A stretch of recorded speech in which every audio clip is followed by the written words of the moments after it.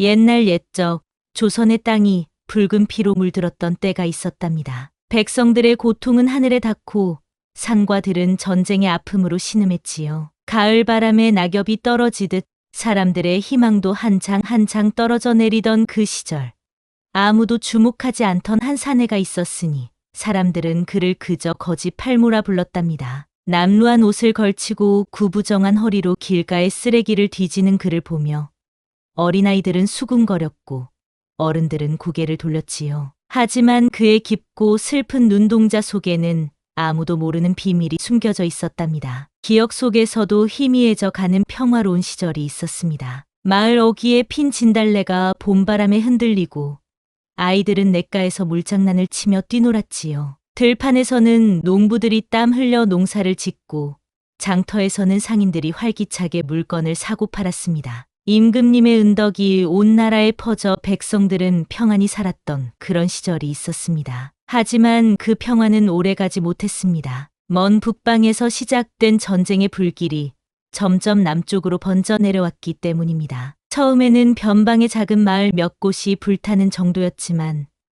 시간이 지날수록 적의 규모는 커지고 침략은 깊어져 갔습니다. 또 적군이 국경을 넘었다고 하네. 이번엔 삼척까지 내려왔다는 구먼. 장터에 모인 사람들의 얼굴에는 공포와 불안이 어려 있었습니다. 조선의 군사들은 용맹히 싸웠지만 끝없이 밀려오는 적의 무리를 감당하기엔 역부족이었지요. 성이 하나둘 무너지고 마을은 불타올랐습니다. 백성들은 정든 고향을 등지고 피난길에 올랐습니다. 나라가 무너지고 있구나. 노인들은 한숨을 내쉬었고 젊은이들은 주먹을 불끈 쥐었지만 그들이 할 수 있는 일은 많지 않았습니다. 날이 갈수록 조선은 깊은 상처를 입었고 희망은 점점 희미해져만 갔답니다. 가을비가 내리는 어느 날 강원도 깊은 산중의 작은 계곡에 임시 피난처가 만들어졌습니다. 폐잔병들과 피난민들이 뒤섞여 살아가는 초라한 마을이었지요. 병사들의 갑옷은 너덜너덜 찢어져 있었고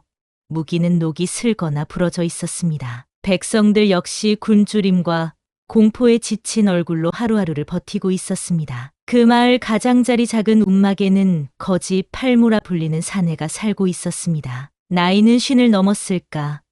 허리는 굽고 두 손은 거칠었으며 항상 낡은 도포 자락을 몸에 감고 다녔지요. 그가 언제부터 그곳에 있었는지 어디서 왔는지 아무도 몰랐습니다. 다만 그가 거의 말을 하지 않고 가끔 쓰레기 더미를 뒤져 이상한 물건들을 모으는 것을 보고 사람들은 그를 미친 거지라 수군거렸답니다. 저 남자는 또 쓰레기를 주워오는구나. 가만 놔둬라.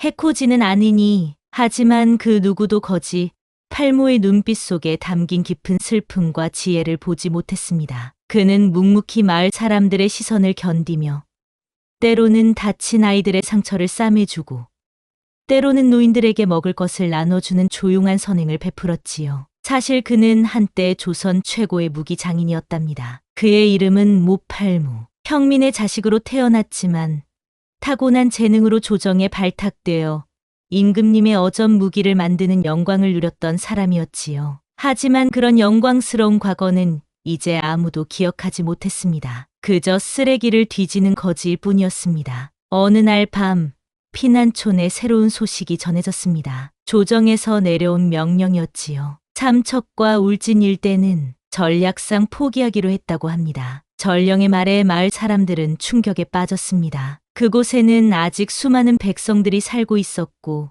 조선의 주요 방어선이 있었기 때문입니다. 무슨 말이오?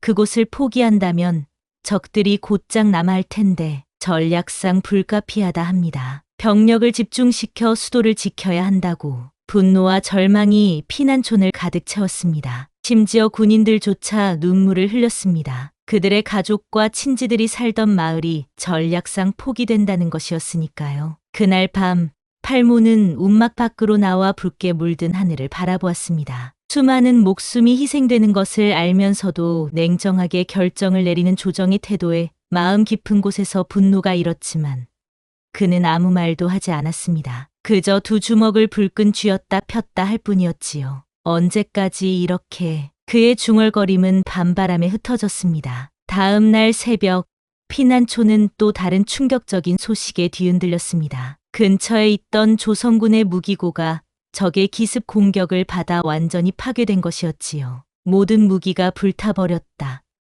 우리에겐 이제 싸울 수단조차 없다. 병사들은 공황 상태에 빠졌습니다. 얼마 남지 않은 칼과 창으로는 다가오는 적을 막아낼 수 없었기 때문입니다. 모두가 절망에 빠져 있을 때 팔모가 조용히 앞으로 나섰습니다. 예비 창고가 있을 겁니다.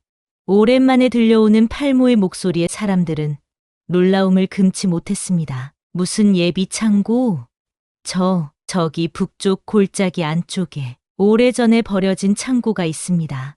제가 안내하겠습니다. 반신반의하는 병사들을 이끌고 팔모는 깊은 숲속으로 향했습니다. 한 시즌이 넘는 시간을 걸어 도착한 곳에는 정말로 낡은 창고 건물이 있었습니다. 이끼와 덩굴로 뒤덮인 그 건물은 오랫동안 사람의 발길이 닿지 않은 듯했지요. 여기가 10년 전 폐기된 무기고입니다. 병사들이 녹슨 자물쇠를 부수고 창고 문을 열자 먼지가 자욱하게 피어올랐습니다. 호기심 가득한 눈으로 안을 살펴보니 낡고 버려진 무기들이 여기저기 쌓여 있었습니다. 이런 쓰레기들로 뭘 어쩌라고. 병사들은 실망했습니다. 하지만 팔모는 개의치 않고 창고 안을 샅샅이 살폈습니다. 그러다 구석에 놓인 평범한 나무창 하나를 발견했지요. 이것, 팔모는 조심스럽게 나무창을 집어 들었습니다. 겉보기에는 싸구려 훈련용 나무창에 불과했지만 손에 감기는 감촉이 이상하게 느껴졌습니다. 마치 오래된 친구를 만난 듯한 느낌이었지요.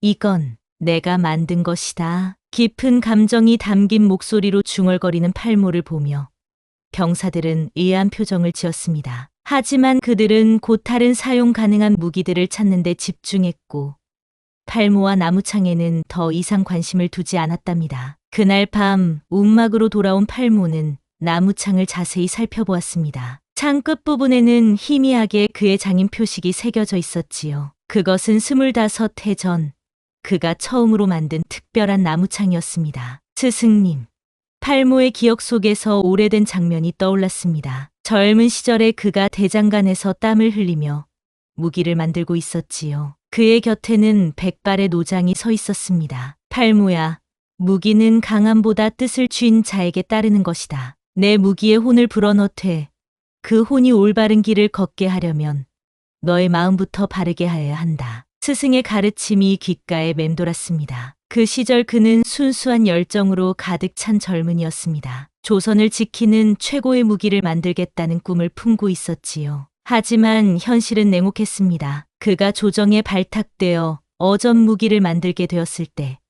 그곳에는 권력 다툼과 부패가 만연했습니다. 특히 호족 출신의 대감 한 명이 그를 못마땅하게 여겼지요. 천한 놈의 자식이 감히 어전 무기를 만든다고? 그깟 재주가 뭐 대단하다고. 대감의 모함이 시작되었고 팔모는 점점 고립되어 갔습니다. 그럼에도 그는 묵묵히 자신의 일에 최선을 다했답니다. 기억은 더 깊은 곳으로 흘러갔습니다. 10년 전 그에게 가장 큰 시련이 닥쳤던 때였지요. 역적의 표식이 새겨진 무기가 발견되었다. 이것은 명백히 모팔모의 작품이다. 어느 날 갑자기 궁궐에 나타난 적의 무기에서 팔모의 표식과 비슷한 문양이 발견되었습니다. 그것은 조선을 침략하려는 세력과 내통했다는 중대한 증거로 여겨졌지요. 아닙니다. 그것은 제 표식을 모방한 것입니다.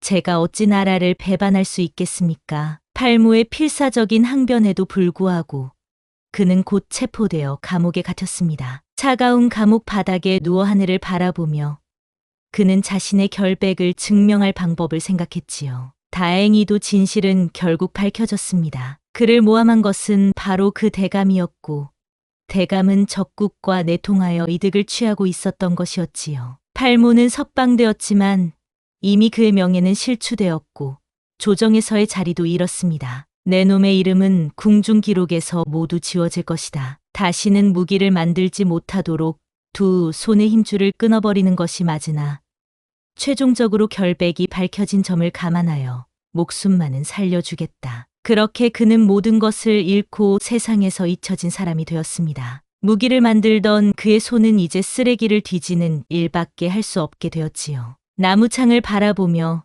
팔모는 쓰라린 미소를 지었습니다. 이 손으로 다시 만들 순 없어도 줄 순 있겠지. 사흘 후 피난촌에 충격적인 소식이 전해졌습니다. 적군이 대규모 병력을 이끌고 이 지역을 향해 진군하고 있다는 것이었지요. 이제 곧 여기까지 올 것입니다. 우리는 더 남쪽으로 피해야 합니다. 사령관이 말했습니다. 하지만 병사들의 표정은 암담했습니다. 계속해서 물러나기만 한다면 결국 조선 전체가 적의 손에 떨어질 것이 분명했기 때문입니다. 아니, 여기서 싸워야 합니다. 더 이상 물러설 곳이 없습니다. 하지만 사령관님, 우리의 병력으로는 그때였습니다.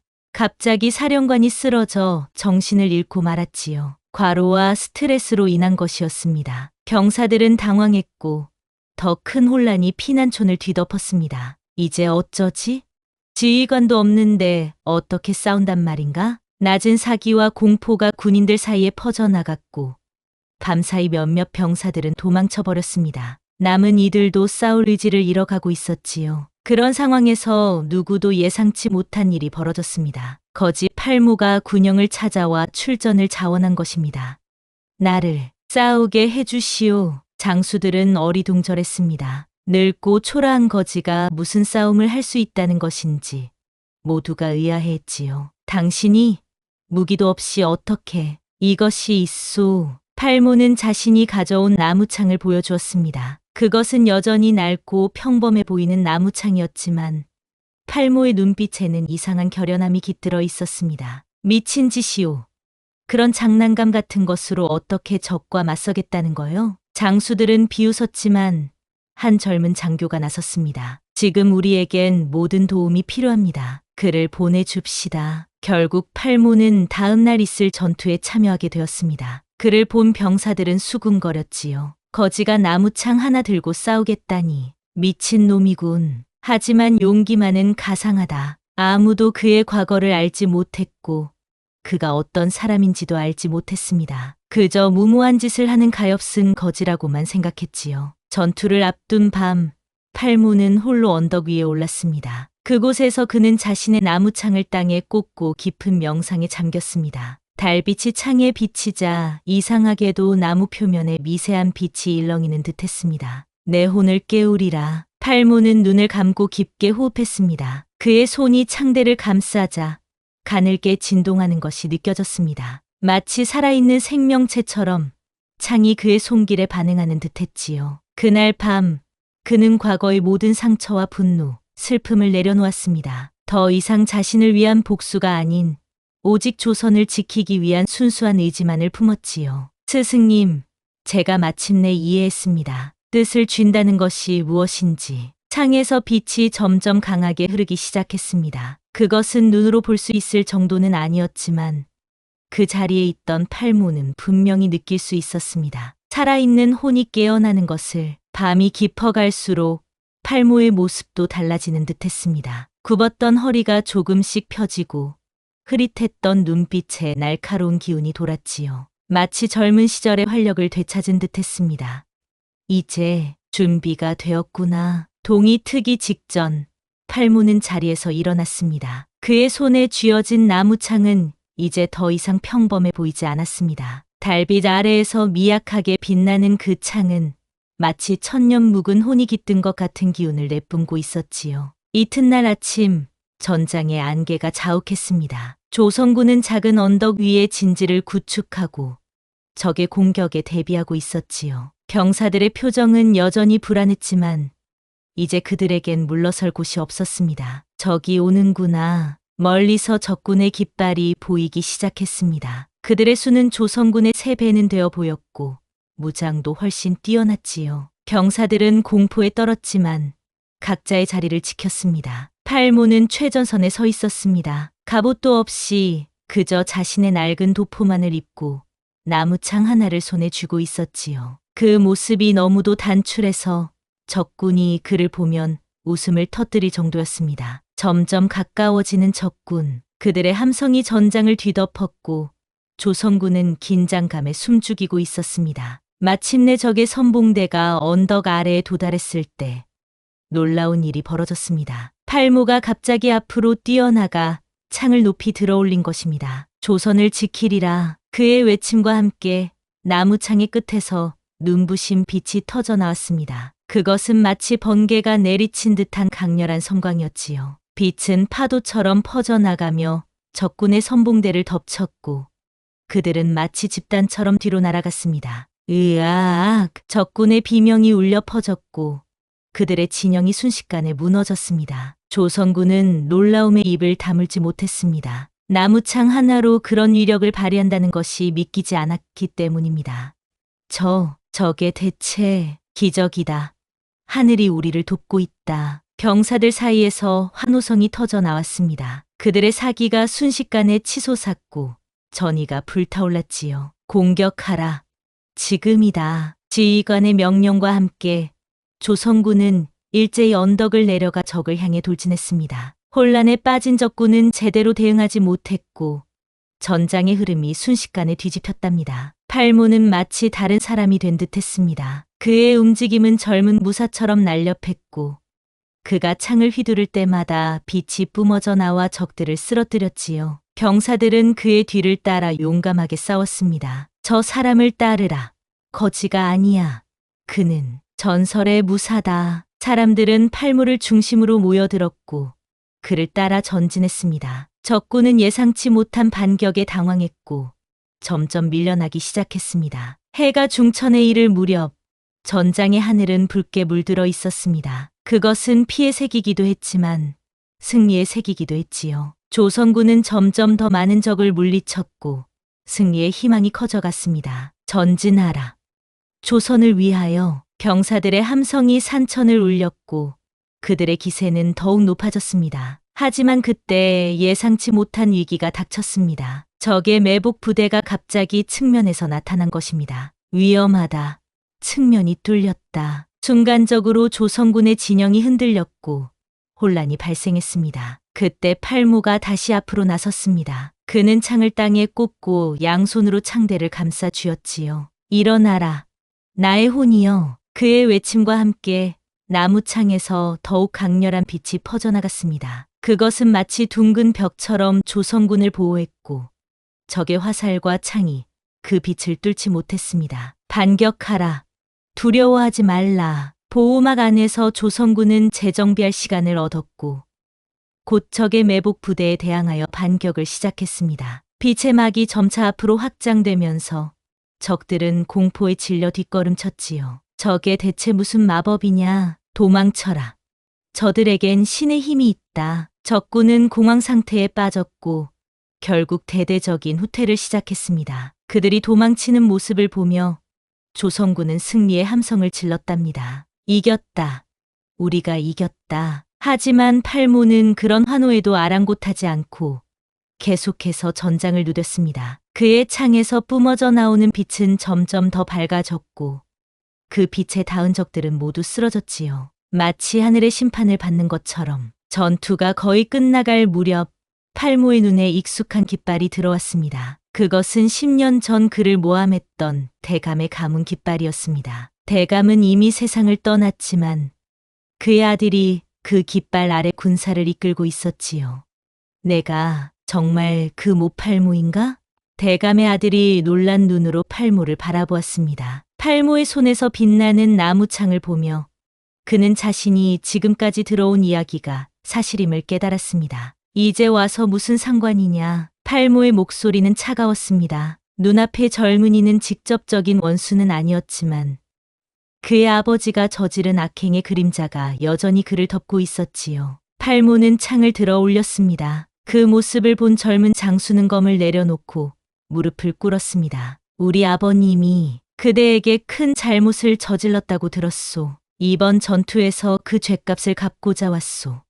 나를 죽여주시오. 젊은이는 칼을 버리고 고개를 숙였습니다. 그의 눈에는 진심 어린 회한이 담겨 있었지요. 팔모는 잠시 그를 바라보다가 창을 들어 올렸습니다. 병사들은 숨을 죽이고 지켜보았습니다. 모두가 팔모가 복수를 위해 젊은 장수를 죽일 것이라 생각했지요. 하지만 팔모는 결국 창을 내려놓았습니다. 죽음으로 갚을 빚이 아니다. 내 아비의 죄는 내 아비의 것. 이제 조선을 위해 목숨 바쳐 싸워라. 그것이 진정한 속죄다. 팔모의 말에 젊은이는 눈물을 흘리며 고개를 숙였습니다. 그리고 다시 일어나 자신의 부하들에게 명령을 내렸지요. 모두 들어라. 이제부터 우리는 모팔모 장군님의 명을 따른다.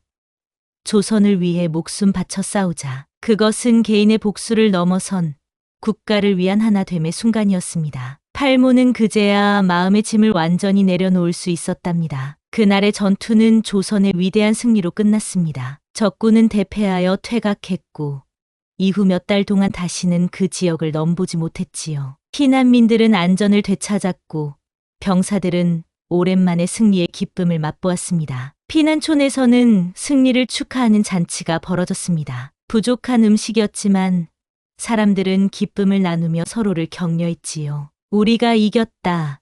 드디어 이겼다. 팔모 장군의 신통력이 아니었다면 우리는 모두 죽었을 것이오. 그는 하늘이 내린 영웅이오. 사람들은 모두 팔모의 공을 찬양했습니다. 그가 나무창 하나로 적군을 물리친 이야기는 순식간에 퍼져나갔고 모두가 그를 직접 보고 싶어 했지요. 하지만 승리의 축하 자리에 팔모의 모습은 보이지 않았습니다. 사람들이 그를 찾아 나섰지만 어디에서도 그의 흔적을 발견할 수 없었습니다. 다만 본진 중앙에는 그의 나무창이 홀로 땅에 꽂혀 있었지요. 장군님이 사라지셨다. 어디로 가신 거지?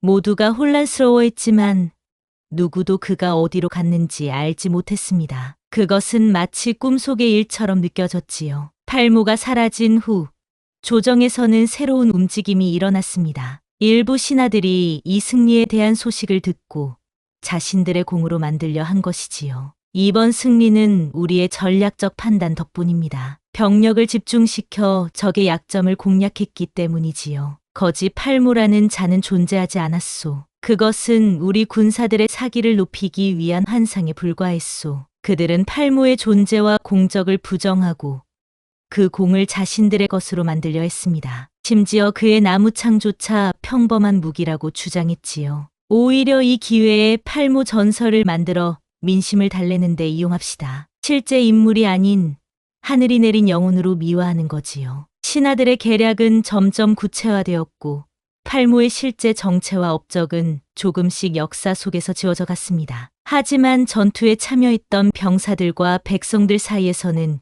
여전히 그의 이야기가 전해졌답니다. 전투 후 한 달이 지났을 무렵 살아남은 병사 하나가 깊은 산속을 지나가고 있었습니다. 그는 원래 몸이 약해 군대에서 자비를 하던 젊은이였지만 팔모 덕분에 살아남아 고향으로 돌아가는 길이었지요. 산길을 오르던 그는 우연히 작은 암자를 발견했습니다. 휴식을 취하기 위해 그곳에 들렀는데 놀랍게도 그곳에서 팔모를 만난 것입니다.